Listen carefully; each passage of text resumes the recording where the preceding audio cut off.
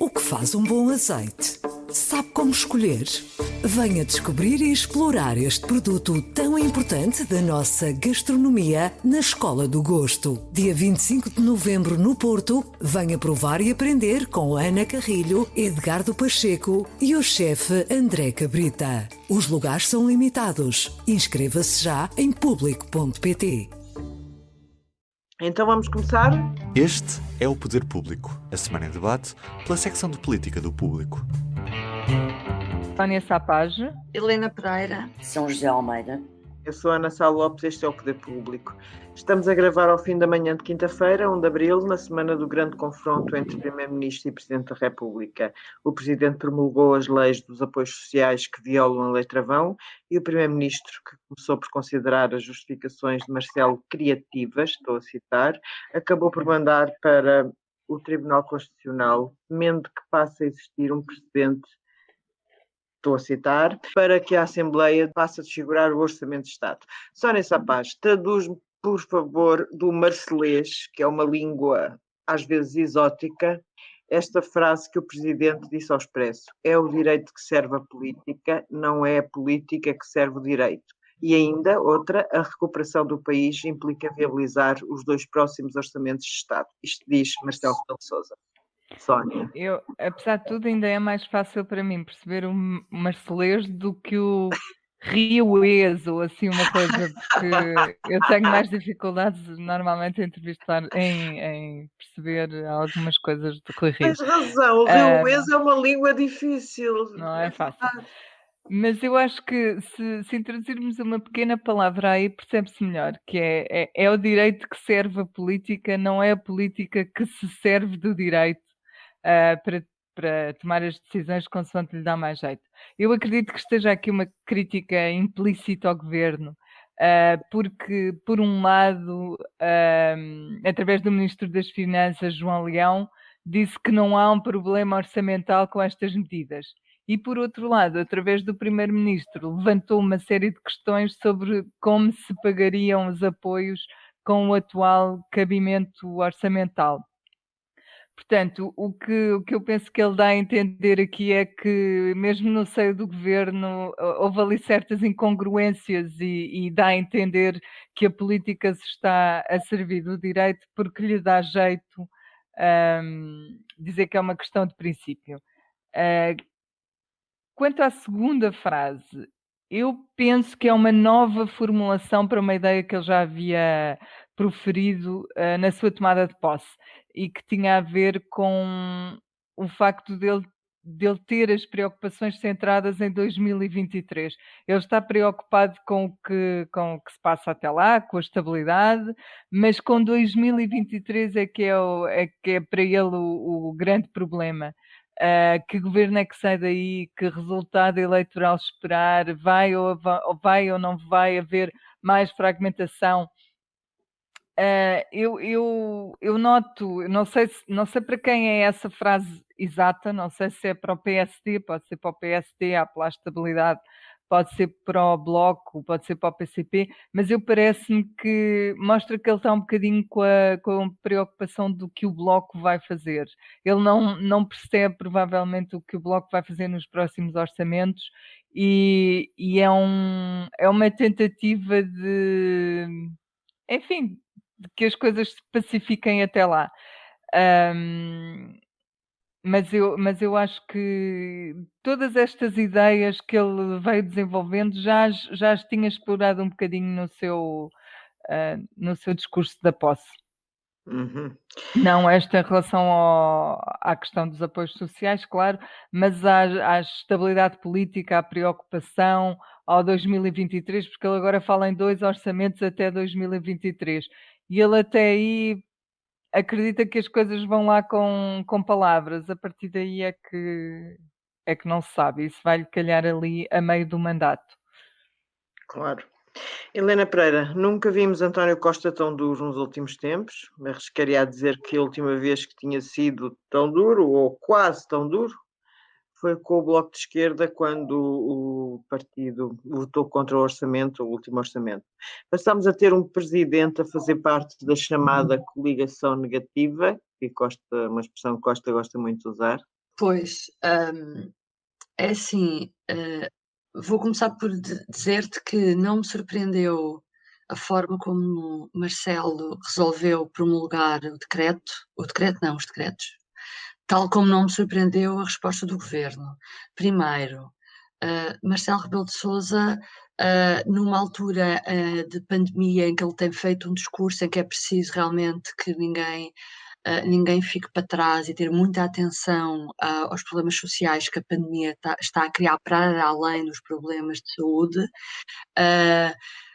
Percebe-se como ele quis dar continuidade a estas leis e não quis que morressem já, e que seria muito difícil para ele explicar às pessoas que ele, presidente, estava a travar mais apoios sociais. Isto é contra... Era impossível quase Marcelo viver com isso. Portanto, eu compreendo que ele quisesse realmente fazer tudo para que os apoios sociais, este maior apoio social, fosse em frente. Portanto, desse lado, se fosse antes das eleições, a gente até poderia dizer: lá está Marcelo a querer ser popular, a querer ganhar votos. Ele não era, agora não estão em causa os votos, ele já é presidente e, portanto, genuinamente, ele queria fazer tudo o que fosse possível para ajudar as pessoas, e nesse sentido promulga. Agora, eu acho que tenho algumas dúvidas. Parece-me que, primeiro, pelo texto dele, ele contava que o impacto financeiro destes novos apoios não fosse muito grande, porque com o desconfinamento não haveria lugar a tantas pessoas a pedir este apoio e, portanto, a coisa, no fundo, acomodaria-se, porque os 38 ou 40 milhões que se fala com o desconfinamento, vamos entrar numa segunda fase agora na segunda-feira, diminuiria as necessidades, os pedidos de ajuda de algumas destas pessoas. Eu acho que ele poderia estar a contar com isso. Depois, pelo meio, há aqui ainda outra coisa, que é o novo banco. O novo banco não tinha... O novo banco veio pedir mais dinheiro e o Orçamento de Estado não tinha lá a rúbrica, porque a gente lembra-se da guerra que foi com o Bloco de Esquerda. Portanto, havia ainda a possibilidade de poder ou não haver um orçamento suplementar para dar dinheiro ao novo banco, que por si só também ajudasse a resolver o problema dos apoios sociais se fosse necessário, porque da outra vez em que Marcelo promulga a extensão do layoff, ele não promulgou, ele vetou para depois a Assembleia da República arranjar uma maneira de acomodar o dinheiro da extensão do layoff, que foi acomodado através de um suplementar. E, portanto, se houvesse suplementar para o novo banco, a coisa até se poderia resolver toda dessa forma. Acontece que não foi preciso. E, portanto, isto tudo complicou-se mais. Isto para dizer...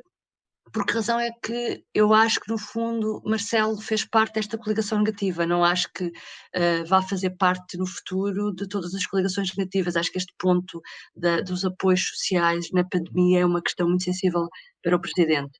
Depois, do lado de Costa, dizias bem, o Primeiro-Ministro, há muito tempo que não o vimos fazer um discurso tão duro, mesmo quando a situação da pandemia se complicou.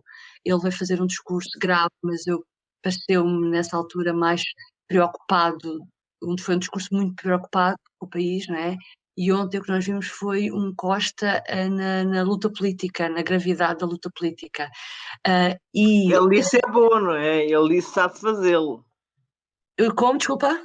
Ele é bom nisso, ele é bom nisso. Exatamente, e estava muito sereno, ele estava muito confortável a fazer esse papel.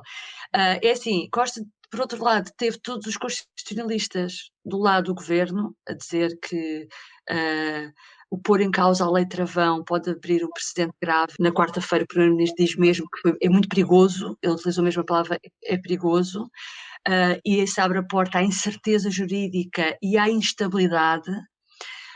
E digo uma coisa, tendo em conta, eu acho que há uma grande parte do país, se percebermos que é a lei travão, que significa que a oposição não pode desvirtuar orçamentos e impor despesas a um governo que não incluiu essas despesas no seu orçamento inicial e que torna muito difícil a governabilidade ou exercício do governo assim.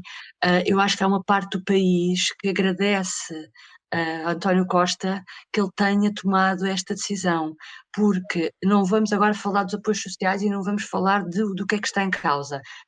Como disse o Ministro das Finanças, João Leão, vamos falar do princípio, e eu acho que isso é importante, o princípio, que é cada vez mais nós estamos a afastar-nos, Portugal, de um país em que havia maiorias absolutas.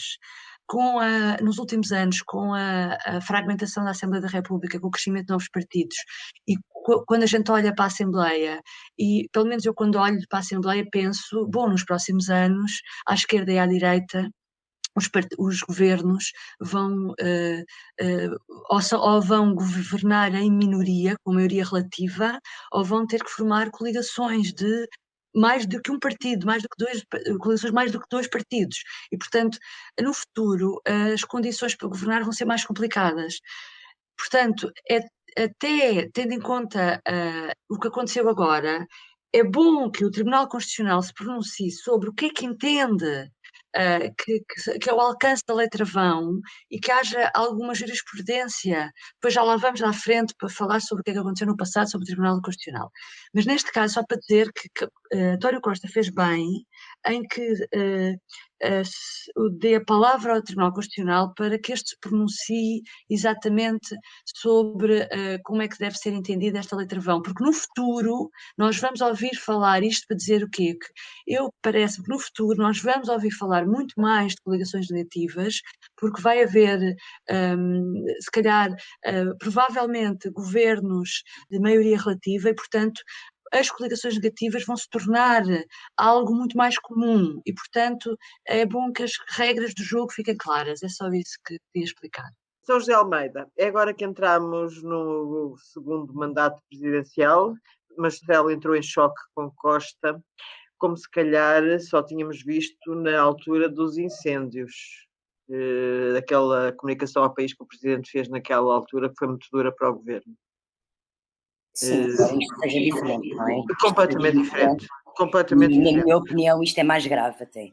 É evidente que, para começar pela tua pergunta, é evidente que é o segundo mandato de Marcelo Rebelo de Sousa e ele, no discurso de vitória da noite eleitoral, e já tenho referido várias vezes, assumiu-se como líder do país e agora deu um passo nessa liderança do país, que é, no fundo, liderar a oposição, mostrar que não anda, de facto, com o governo ao colo e que ele é que manda e leva até o semipresidencialismo a limites fronteira que, para mim, são bastante questionáveis. São questionáveis porquê? São questionáveis porque Marcelo Rebelo de Sousa, que é constituinte, portanto, votou e participou na elaboração da Constituição, que deu aulas de direito constitucional durante décadas, que teve pareceres sobre direito constitucional durante décadas, sabe o que é a importância numa democracia da lei travão, chamada lei travão, que é uma norma travão na Constituição, é um artigo da Constituição. E sabe isso. Não é por acaso que ele levou na cabeça de todos os constitucionalistas, como a Helena referiu, não é? Quer dizer, e não há grandes dúvidas de que vai ser a decisão do Tribunal Constitucional. Agora, o que é que eu acho que é aqui o passo, que ao ser um passo de subida de patamar e de esticar os limites do semipresidencialismo, pode ser um passo que acabará por prejudicar a imagem institucional de Marcelo Rebelo de Sousa. Não só ser desmentido na sua nota, portanto, no seu parecer jurídico sobre aquelas leis, que fez e pôs no site no domingo como justificação para a promulgação, como de facto, nesse parecer, nessa nota, e que só pode ter sido escrita pelo próprio Marcelo Rebelo de Sousa, como é óbvio, não é fruto de nenhum gabinete jurídico da presidência. Claro que não, então nós não conhecemos o homem. Claro. Ele introduz ali uma matiz, uma nuance, que é perigosa do ponto de vista democrático, não só na perspectiva de pôr em causa a Constituição, que de si já é grave, porque o Presidente é que jura cumprir e fazer cumprir a Constituição, não é por acaso que Costa usa essa expressão que o Governo é que se arroga agora a ir fazer isso, não é? Cumprir e fazer cumprir a Constituição. Mas porque Marcelo Rebelo de Sousa, o jurista Marcelo Rebelo de Sousa e constitucionalista Marcelo Rebelo de Sousa, dá um conselho nesse parecer que me parece um bocadinho descabido. E é nisso que António Costa também se baseia para rejeitar, obedecer ao Presidente. O que é que eu estou a falar? Não é tanto só a questão de, a partir de agora, os orçamentos poderem ser desfigurados ad hoc por coligações negativas parlamentares. E às tantas não há controle sobre o déficit, não há investimento, não há nada, porque andamos sempre a rapar o dinheiro para coisas novas que o Parlamento decide propor, ainda por cima em ano eleitoral. Pronto. É outra coisa que ele refere e que eu acho que é muito, muito importante. Marcelo Rebelo de Sousa, a certa altura, no parecer, aconselha ao Governo numa coisa que, traduzido para português corrente, não marcelês, é mais ou menos isto, e o Primeiro-Ministro falou nisso precisamente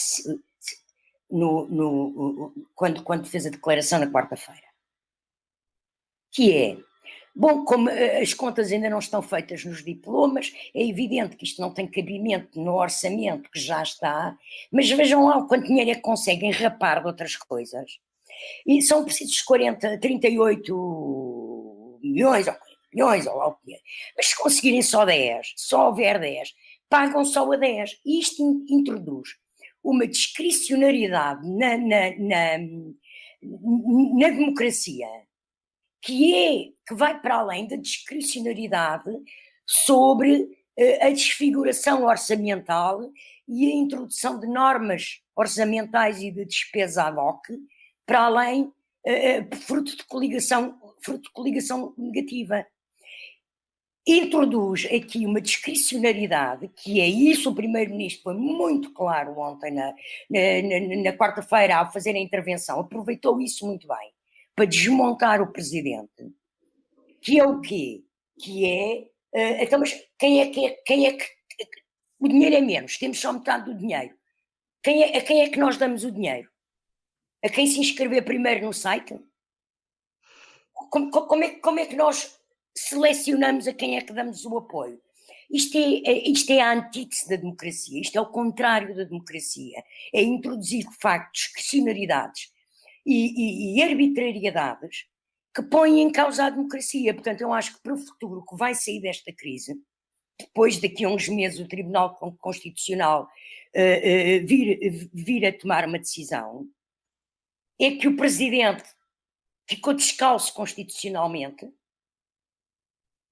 como defensor do regime, e quem fez esse papel foi o Primeiro-Ministro. Mas não está em causa os apoios sociais, porque como o Primeiro-Ministro disse, e como faz parte das regras, até ao Tribunal Constitucional se pronunciar, o Governo vai ter que pagar este dinheiro e vai ter que inventar o dinheiro para pagar estes apoios. E na altura depois já não vai haver retroatividade e, portanto, as pessoas não vão ter que devolver o dinheiro. Portanto, o que está em causa aqui, assim, não é de facto faltar o apoio às pessoas, é sim uma questão de princípio e defesa do regime democrático. O regime democrático é aquele que mais tem que obedecer às regras que o regulam, porque é essa não arbitrariedade e essa não discricionariedade que diferencia as democracias das ditaduras ou dos autoritarismos. Eu quero dizer uma coisa em relação a isto, porque parece que estamos a falar de comprar flores para as secretárias ou de... Não, estamos a falar de apoios sociais. E o que o Presidente também diz é que resolvam isto sem tocar na lei travão. Ele sabe perfeitamente que existe uma lei travão, não é? Ele sabe que existe isso. Ele não quer que se aumente a despesa. E ele faz ele lembra outra coisa, que é onde é que está o decreto? Tratem do decreto de execução orçamental, porque é o decreto de execução orçamental que vai explicar onde é que as coisas são gastas, quais são as verbas determinadas para certos pacotes Sim, de gastos. ó, Sónia, de qualquer Isso não está definido, portanto, há verbas que podem transitar de um lado para o outro, mas é óbvio. é esse transitar de um lado para o outro que introduz Que um ainda é fator possível de porque ainda não há o discricionariedade. decreto. É isso que ele diz. Não é por acaso que ele fala nisso, São José, não é por Eu sei acaso. que não é por acaso, mas isso é introduzir discricionariedade e dar esse poder ao governo e que isso não é admissível. Além disso, havia outra forma. O governo, se quisesse, fazia de facto o retificativo e já não havia lei travão nenhuma. Já não... o que ele quer dizer com isto, acho eu, é paguem-se apoios às pessoas. Paguem-se, arranjem formas criativas, arranjem maneira de o fazer, mas paguem Mas apoios vão às ser pagos, pessoas. mas eles vão ser pagos. Vão ser pagos, mas não é porque o governo queira, vão ser pagos porque ele fez isto, senão não eram. Exatamente, Pronto. aí é que está a questão. Sónia, independentemente disso, que de facto mas se o Tribunal Constitucional, que obviamente que nunca qualquer decisão do Tribunal Constitucional terá retroativos, como vós acabasteis de dizer. Mas se o Tribunal Constitucional decretar que os diplomas são inconstitucionais, em que situação é que fica o constitucionalista Marcelo? Ontem o Primeiro-Ministro deu a entender que até pode haver retroatividade, que naturalmente não haverá, mas até podia haver, as pessoas podiam ser obrigadas a devolver o dinheiro. Ele fica na posição em que está. Eu acho que a São José já falou subejamente sobre isso. Os constitucionalistas todos que falaram ontem já foi um coro, aliás, nós fizemos uma peça sobre isso, a dizer que o Presidente está errado, foi o Tiago Duarte, foi o Reis Novaes, foi o Bacelar Vasconcelos, foi o Paulo Otero, foi Jorge Miranda, ainda foram mais, que não me lembro agora os nomes, todos foram unânimes em dizer que a lei travão é constitucional, portanto tem de ser respeitada. Mas é uma norma da Constituição, uma norma da Constituição. Eu, como já disse há pouco, eu acho que o Presidente da República não ignora isso, sabe perfeitamente. O que ele quer dizer é arranjem uma maneira criativa de pagar estes apoios. E nesse aspecto, quando tu dizes, eu acho que para a maior parte das pessoas isto acaba por ser entendido como um formalismo, este lado do governo. Sobretudo pelos portugueses que precisam desses apoios, porque lá está, não estamos a falar de coisas acessórias.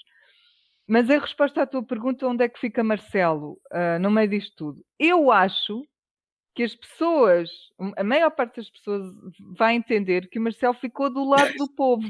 E eu acho que isso ainda é a coisa que ele faz melhor, que é interpretar a vontade do povo. E, portanto, se isto vai prejudicar ou não, eu acho que não. Acho que, para a maior parte das pessoas, ele esteve a defender os mais frágeis, os que precisam de apoios. E eu acho que nunca, repito, acho que nunca foi a intenção dele dizer que a lei travão é inconstitucional ou que se lixa a lei travão. Acho que não foi isso que ele quis dizer. Portanto, não foi o que se lixa a Troika, versão Marcelo Rebelo de Sousa. Helena Pereira, Costa disse temer passar a existir o tal precedente de passar-se a desfigurar o Orçamento de Estado. Mas já houve um precedente em 2018, uma chamada coligação negativa aprovou a abertura de um concurso para professores que o governo também achou que violava a lei travão e o PR promulgou e o Tribunal Constitucional deu razão ao governo. Portanto, já aqui estivemos antes. Pois, é como Marcelo dizia, Marcelo não foi na sua declaração de que as coisas não são pretas e brancas, mesmo para o Tribunal Constitucional não são. Aqui alguém lembrava que nos anos 90, na altura do governo dos governos minoritários de Guterres, a coligação uniu-se para acabar com as portagens do Oeste. Exatamente. E o governo dizia que realmente era um aumento de grande despesa, e era. Aquilo foi para o Tribunal Constitucional. Isso foi no tempo do Marcelo, como líder. Foi no tempo do Marcelo, foi. Exatamente. O Tribunal Constitucional dividiu-se e só por um voto é que aquilo passou e foi considerado constitucional. Portanto, o próprio Tribunal Constitucional, enfim... Não me engano, a argumentação na época que vingou, mesmo por um voto, mas que vingou, e eu posso estar enganada, mas eu acho que a argumentação invocava questões sociais. Pois eu acho que é tudo muito relativo. Mesmo para o Tribunal Constitucional, é impressionante, não é? Quando se diz que quando há 2 constitucionalistas, há 2 opiniões, normalmente diz-se isso. Mas o que me parece, voltando ao Tribunal Constitucional, há aqui, acho que insisto, acho que é uma oportunidade para o Tribunal Constitucional se pronunciar sobre várias coisas. Eu tenho várias dúvidas. Primeiro, como a Sónia dizia, há uma lei de execução orçamental que tem sido usada, como nos últimos anos, cada vez mais, como artifício para gerir o orçamento. Em 2019, o Governo só a aprovou em junho desse ano, precisamente porque enquanto não houvesse lei de execução orçamental, havia uma série de subsídios e de despesas que não poderiam ser feitas e, portanto, andou a adiar a aprovação da lei para conseguir ir gerindo melhor as almofadas, As cativações também. cativações. Portanto, eu não sei exatamente se o Tribunal Constitucional se vai cingir a este caso dos apoios sociais, à norma travão, mas como o Tribunal Constitucional também consegue ser criativo e responder, como nós vimos no caso da eutanásia, responder a coisas que não lhe são perguntadas quando são pedidos os pareceres de constitucionalidade.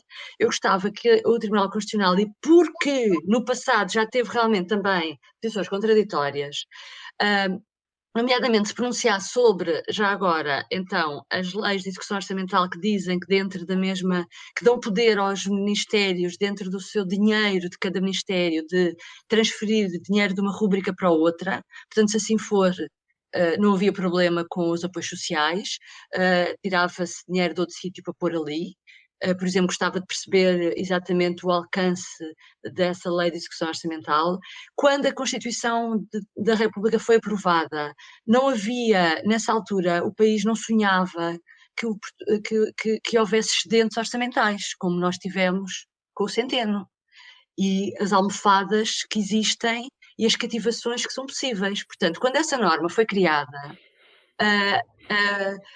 e até era interessante ir ouvir os deputados constituintes que ainda existem sobre como é que a gênese dessa lei, com que espírito é que essa lei foi, esse artigo nessa lei, esse artigo da norma travão foi criado, porque as coisas agora são diferentes e é difícil as pessoas perceberem que há um governo que diz, ok, não posso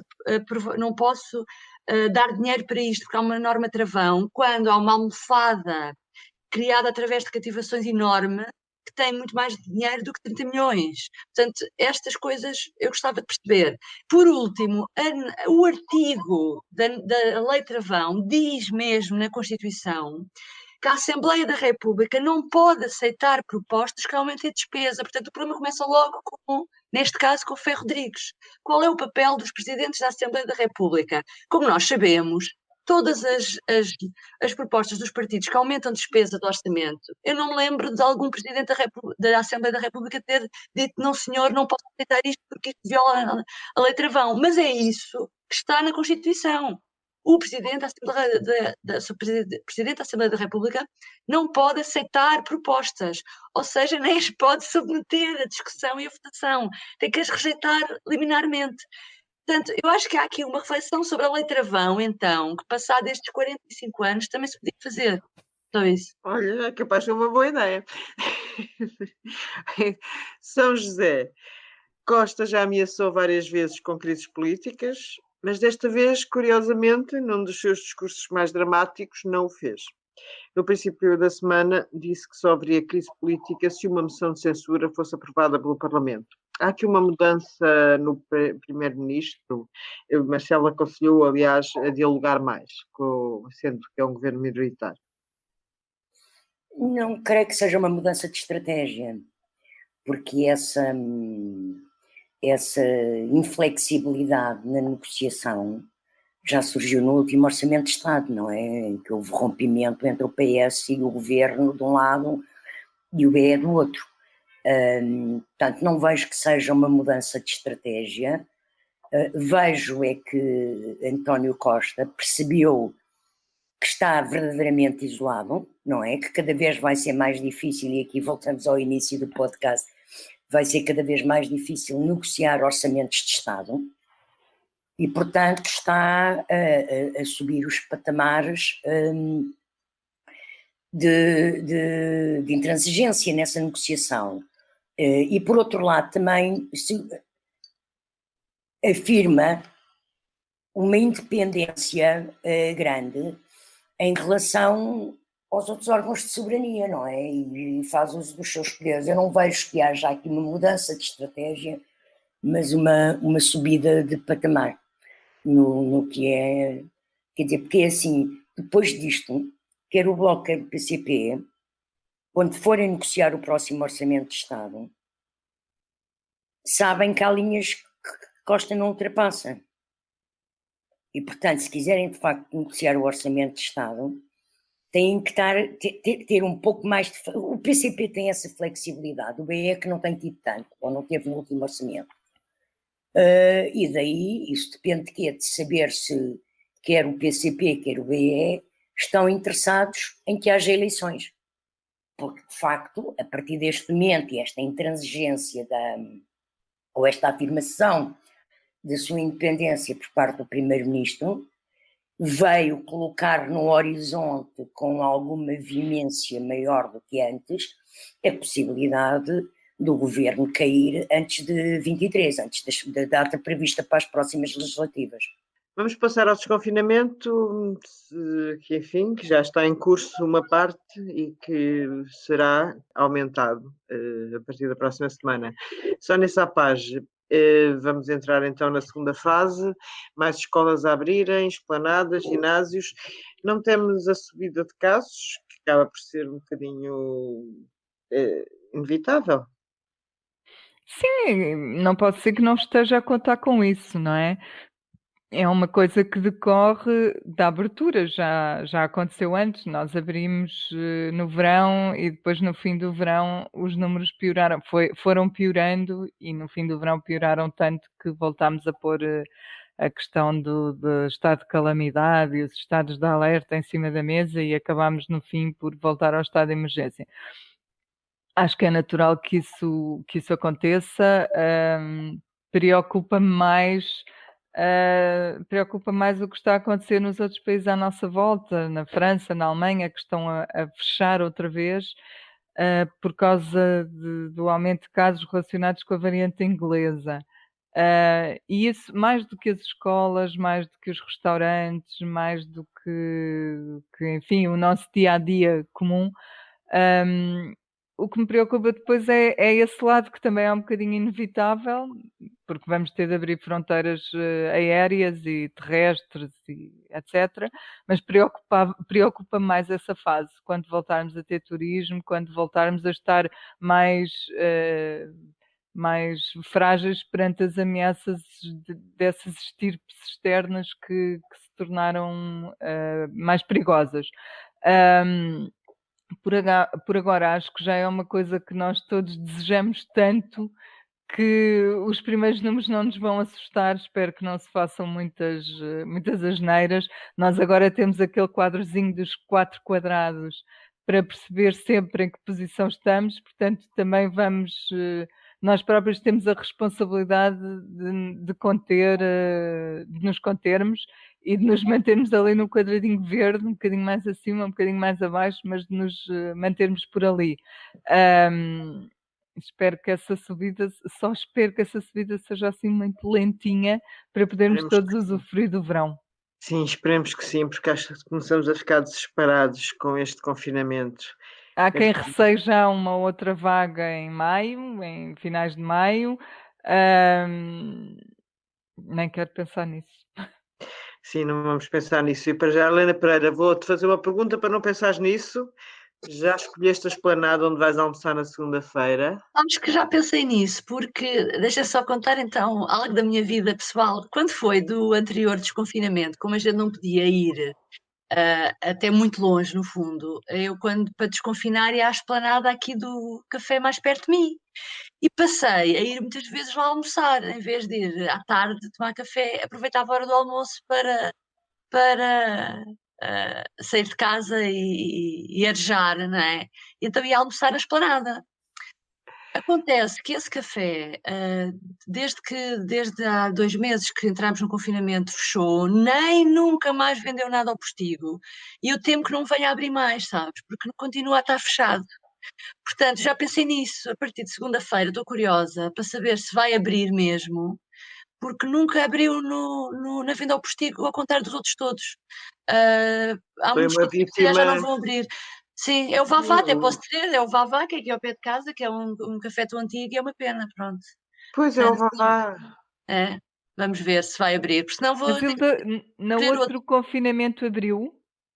Abriu com Quando? vendas ao Postigo, eu ia lá buscar Pois. comida à hora do almoço e desta vez fechou mesmo, por isso é que fiquei na dúvida se aquilo não é para Temos que fechar. ver se o Vavá não foi uma das vítimas Exatamente, dos estragos económicos do confinamento. Mas eu já exatamente. tenho um almoço Marcada. pré-agendado À com boa. amigas numa esplanada de 2 mesas separadas. Não é para segunda-feira, mas era para quarta. Ainda está É, difícil, porque algumas esplanadas, de facto, mesmo, não planeiam reabrir. Mas pronto, pequenos passos. pequenos passos. Eu também confesso que na segunda-feira vou estar de folga. Vou trabalhar no domingo de Páscoa e também já sei perfeitamente onde é a esplanada, onde irei jantar. Fica aqui ao perto dos bombeiros de Alvalade. Espero que não vá lá toda a gente cair, mas acho que às 7 horas, sei lá, 6:30 da tarde, estou-me a ver a jantar à inglesa, completamente. São José de Almeida, já pensaste numa esplanada ou vou-te fazer uma pergunta um bocadinho mais séria? O desconfinamento está a correr bem, mas vê-se nas declarações dos responsáveis políticos o receio de uma terceira vaga. A Sónia acabou de falar na questão de maio. O problema desta doença, eu tenho uma amiga minha que tem um filho que é cientista em Itália, trabalha muito com vírus e com estas matérias, e ela aqui há dias mandou uma mensagem, uma amiga da minha mãe, uma senhora mais velha que eu, mandou uma mensagem a dizer que o filho dizia que o que ele tem medo é do que não se sabe ainda sobre o vírus. Isto deixa-nos, apesar da minha alegria com o meu jantar de segunda-feira, mas isto deixa-nos muito apreensivos, não é? Sim, e posso dizer que eu não tenciono ir em nenhuma esplanada, nem segunda, nem terça, nem quarta, nem tão cedo. Tenciono continuar a ter as mesmas prevenções e o mesmo comportamento que tenho tido desde há um ano. Quanto à possibilidade de uma terceira vaga, que até já há quem chame quarta vaga. Quarta vaga, exatamente. Quarta vaga já não é terceira, porque a terceira começou cá no Natal e está agora em França e na Alemanha. Nos Estados Unidos já estão numa quarta vaga, entrar numa quarta vaga e com a característica que é preocupante de que os Estados Unidos têm imensa gente vacinada. O Biden, de facto, conseguiu montar um programa de vacinação extraordinário e mesmo assim os casos estão a voltar a subir.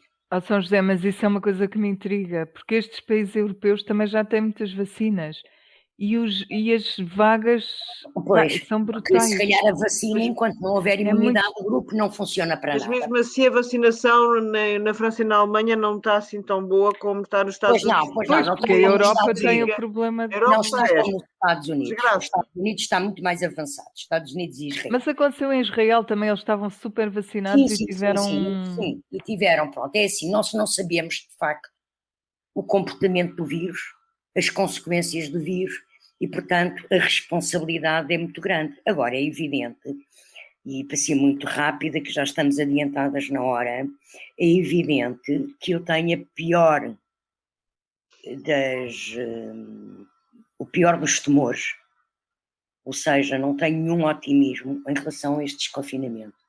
Porque quando eu vi a notícia de que na quinta-feira antes da Páscoa, antes do país voltar a fechar a circulação entre concelhos, na quinta-feira 25, creio, de março, saíram do seu concelho de residência mais de 10% da população portuguesa, eu temo o pior para 15 dias depois, ou seja, Nós, dia 5, vamos todos poder ir às esplanadas, vai ser tudo ótimo, há mais o segundo e o terceiro ciclo voltam às escolas, há lojas que abrem, tudo bem. Mas eu quero ver o que é que acontece a 19, ou seja, nós vamos entrar no segundo patamar de desconfinamento. Tenho grandes dúvidas que não paremos aí durante longos meses, mais uma vez, porque a 19 de Abril, quando era suposto começarem a abrir ou mais escolas e mais coisas, não é? Universidades. Pronto, eu temo que estejamos numa tal situação que não tão grave que tenhamos que voltar logo para trás, mas que faça travar, porque eu tenho a impressão que esta Páscoa vai ter consequências complexas e nisso penso que o Presidente da República tinha toda a razão quando defendia que só devíamos começar o desconfinamento depois da Páscoa. 10% da população a circular entre concelhos, a correr na véspera de vir a proibição da circulação, que é para irem passar as férias da Páscoa, acho que aqui houve uma grande imprevidência da parte do Governo e que o Presidente tinha toda a razão que não se devia ter aberto. Esperemos que eu esteja enganada e que os números não subam de forma dramática 15 dias depois da Páscoa. Vamos todos torcer para que tu estejas enganada, com certeza. Bem, eu também. E tu também, claro. O Poder Público acaba por aqui e voltamos na próxima quinta-feira. Até breve. Até lá. O público fica no ouvido. O que se bebe em dia de festa pode-se beber no dia a dia? E que ligações gastronómicas se podem fazer com o que temos no copo? Aprenda e prove com a Escola do Gosto, a Academia de Literacia Alimentar do Público. Aulas únicas com especialistas. Entre como amador e saia um pouco mais conhecedor. Não perca a próxima aula, a 18 de novembro, no Porto. Os lugares são limitados. Inscreva-se já em público.pt.